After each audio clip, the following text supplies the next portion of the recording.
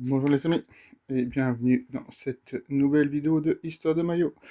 Donc la semaine passée, je vous avez montré le dos de ce maillot et il fallait trouver le maillot du Club Social y Deportivo Colo-Colo du Chili.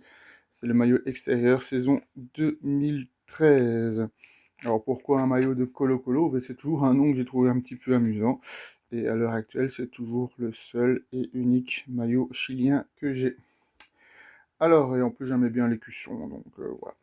Alors, le club a été fondé en 1925, 34 fois champion du Chili, 14 Coupes du Chili, 4 Super Coupes du Chili, une Copa Libertadores, une Recopa Sudamericana, une Copa Interamericana. Alors, durant la saison 2013, donc 6e du championnat d'ouverture, se qualifie pour les playoffs, encarre une victoire contre le Municipal Iquique et battu en demi-finale par le club Universidad du Chili. Au tournoi de clôture, le club gagne la phase. En quart de finale, une victoire contre le Audax Italiano, mais une défaite en demi-finale contre l'Union Espagnole. Alors, qu'ont pensé les fans de ce maillot 2013?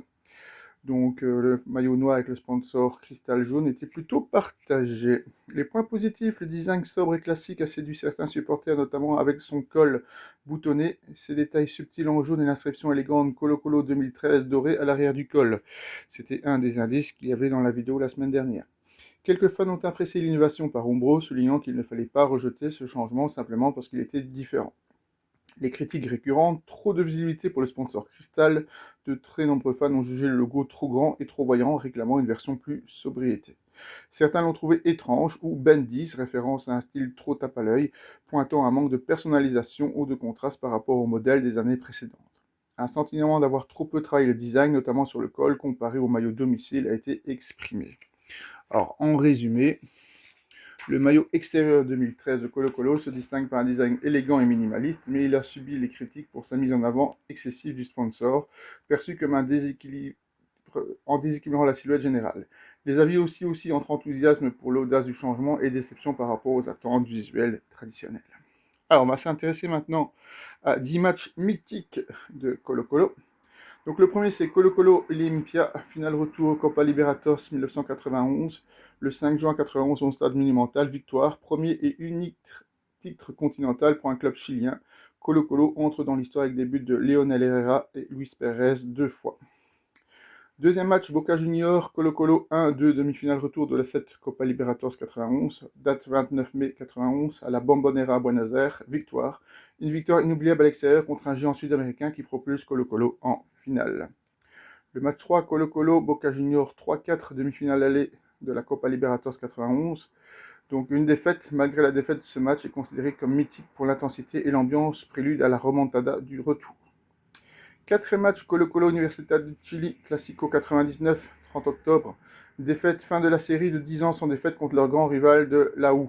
Une date douloureuse pour les fans. Cinquième match, Colo Colo Palmeiras Copa Libertadores 2009. Une élimination, Colo Colo est éliminé à la dernière minute à cause d'un but de Clayton Xavier, malgré un match nul qui aurait pu suffire. Sixième match, Colo Colo Universidad de Chili 6-2. Donc c'est une victoire en 2012. Une victoire éclatante contre le rival éternel, l'une des plus lourdes défaites de la U dans le Super Classico. Colo Colo Cruzeiro 2-0 Copa Libertadores 91 phase de groupe. Match symbolique de la solidité du Colo Colo version Mirko Josic qui bat un grand du Brésil. Colo Colo Universidad de Concepción 2015 tournoi de clôture. Soirée exceptionnelle au Monumental avec une avalanche de buts menée par Esteban Paredes. International Colo Colo 4-1 Sudamericana 2002, 8e de retour. Défaite. Colo Colo avait gagné 2-0 à l'aller, mais s'écroule à Porto Alegre, une élimination très amère. Alors, Colo Colo River Plate, Libertadores 2007, phase de groupe, match nul. Un match intense face à un river de haut niveau, considéré comme un retour honorable sur la scène continentale après quelques années d'absence.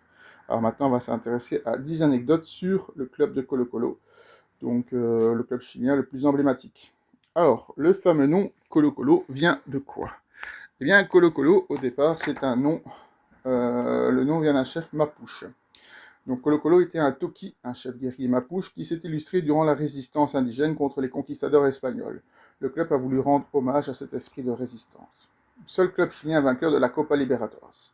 En 91, Colo Colo devient le premier et toujours le seul club chilien à remporter la prestigieuse Copa Libertadores en battant Olimpia du Paraguay.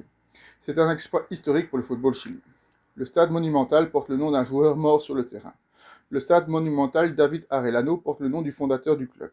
David Arellano, mort tragiquement en 1927 après avoir reçu un coup accidentel à l'abdomen lors d'un match au cours d'une tournée en Espagne.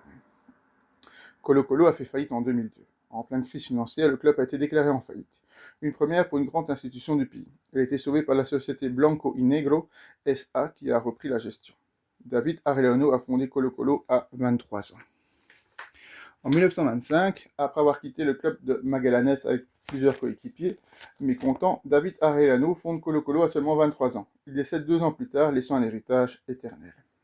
Le logo a changé après 1950. Le logo régional n'incluait pas le visage indigène. Celui-ci a été intégré dans les années 50 pour renforcer l'identité autochtone du club et rendre hommage à Colo-Colo, le chef Mapuche. Le club a battu le Real Madrid en match amical. En 1973, Colo-Colo a battu le Real Madrid 2-1 lors d'un match amical disputé au Stade national devant 80 000 spectateurs. Une fierté internationale pour le club.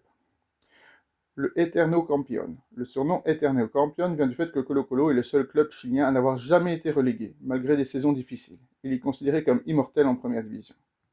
Un joueur a signé avec un faux contrat. En 2006, l'attaquant argentin Ricardo Queralto a failli signer à Colo-Colo à l'aide d'un faux contrat. L'affaire a éclaté avant la finalisation et a fait scandale dans la presse chilienne. Le Classico contre la U est parfois surnommé la Guerra. Le Super Classico contre l'Universidad de Chili est le match le plus intense du pays. Des incidents, des records d'affluence et des retournements spectaculaires ont alimenté cette rivalité légendaire. Alors on va s'intéresser maintenant à 10 anecdotes sur les maillots du Colo-Colo. Le premier maillot, une chemise blanche, ceinture noire. En 1925, Colo-Colo joue avec une chemise blanche et une ceinture noire autour de la taille. Un style très inspiré des clubs anglais de l'époque. Ce n'est que plus tard que la tenue devient plus moderne. Le brassard noir en hommage à David Arellano. Depuis la mort tragique de David Arellano en 1927, le maillot de Colo-Colo arbore un brassard noir permanent sur la manche gauche. C'est un geste unique au monde, un hommage perpétuel au fondateur du club. Un sponsor remplacé par No al Racismo. En 2014, lors d'un match contre la U, le sponsor Cristal a accepté de laisser sa place au message No al Racismo sur le maillot.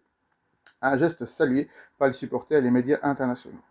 Le sponsor Cristal devenu trop envahissant. Pendant plusieurs années, les fans se plaignaient que le sponsor Cristal, célèbre marque de bière chilienne, éclipsait totalement le blason du club. Cela a même entraîné des pétitions pour revoir le design. Le maillot noir 2013 surnommé Ben 10, c'est justement celui-ci. Le maillot extérieur de 2013, avec ses détails verts fluorescents, a été moqué sur les réseaux sociaux et surnommé le maillot Ben 10 en référence au dessin animé. Beaucoup de fans ont trouvé trop flashy pour l'image du club. Un maillot le plus vendu, celui de 91. Le maillot Umbro de 91, avec lequel Colo-Colo a gagné la Copa Libertadores, est le plus iconique et vendu de l'histoire du club. Il est encore réédité régulièrement en édition vintage. Le seul maillot domicile qui n'était pas blanc. En 1988, Colo-Colo a joué brièvement un maillot domicile gris foncé lors des matchs amicaux. Cela reste une rareté car le blanc est considéré sacré pour le club. Le maillot camouflage refusé en 2020. En 2020, Umbro a proposé un troisième maillot avec un motif camouflage gris. Face au rejet des supporters, trop militaire, pas d'identité de Colo-Colo, le design a été annulé avant sa sortie officielle. Une version arc-en-ciel pour l'inclusion. En 2022, un maillot d'échauffement a été conçu par des détails aux couleurs LGBTB+, dans le cadre d'une campagne de tolérance. Ce fut une première dans le football chilien. Des maillots qui apparaissent dans des séries et des pubs. Le maillot de Colo-Colo a été porté dans des séries chiliennes, des pubs télé, et même dans la série Netflix 42 Días en la Oscuridad, preuve de son impact culturel national. Alors, on va s'intéresser maintenant à des anecdotes sur le fameux logo de Colo-Colo. Le visage du logo représente un chef Mapuche. Le personnage central est une représentation stylisée du Colo-Colo, chef Mapuche ayant résisté aux conquistadors au XVIe siècle. Ce choix symbolise la fierté et la lutte indigène. Le logo n'a pas toujours existé. De 1925 à 1950, Colo-Colo n'avait pas de blason officiel. Les premiers maillots arboraient uniquement le nom et les initiales du club. Le logo tel qu'on le connaît a été créé bien plus tard. Il a été redessiné plusieurs fois mais subtilement. Le visage du chef Mapuche a connu plusieurs retouches graphiques, surtout dans les années 80, 90 puis 2010 pour le rendre plus moderne, sans jamais perdre son essence. Une polémique, ce n'est pas le vrai visage de Colo-Colo. Aucun portrait réel du chef Colo-Colo n'existant, le visage du logo est une interprétation artistique. Cela a généré des débats sur l'authenticité ethnique du design dans certains cercles Mapuche. Une étoile a été rajoutée après 91. En haut du logo, une étoile dorée a été ajoutée pour symboliser la victoire en Copa Libertadores 91. Elle est aujourd'hui un symbole d'orgueil national. Alors, s'il n'y a pas l'étoile, il y a juste la Copa Libertadores. Le logo apparaît sur des produits inattendus. On le retrouve non seulement sur des maillots, mais aussi sur des bouteilles de vin, des casques de moto, des urnes funéraires et même des tatouages sur le cuir chevelu. Il a failli changer en 2002. Lors de la faillite du club, un rebranding a été envisagé par la société Blanco y Negro. Un logo simplifié et plus corporate avait été proposé, rejeté immédiatement par les fans. Il était enlevé d'un maillot pour des raisons religieuses. Lors d'un match international en Arabie Saoudite dans les années 80, le logo a été temporairement retiré des maillots car les autorités considéraient qu'il représentait une figure humaine, ce qui est interdit dans certains contextes religieux. Il existe un logo secret sans le nom du club. Un logo minimaliste uniquement avec le visage et le fond tricolore, bleu, blanc, rouge, sans texte, est utilisé pour certains produits haut de gamme et édition limitée, casquettes, monstres, etc. Il a sa place dans un musée national. Le logo de Colo-Colo, avec celui de l'équipe du Chili et de la U, est exposé au Museo del Fútbol Chileno à Santiago, considéré comme un patrimoine culturel et géographique. Voilà tout ce qu'on pouvait dire sur ce maillot de Colo-Colo. Alors le maillot que je vous montrerai lors de la prochaine vidéo, alors je ne sais pas quand elle sera tournée parce que ça sent les vacances et donc je verrai bien mes ouvertures. Donc voilà, essayez de deviner quel est ce prochain maillot. Voilà, à la prochaine pour de nouvelles histoires de maillots.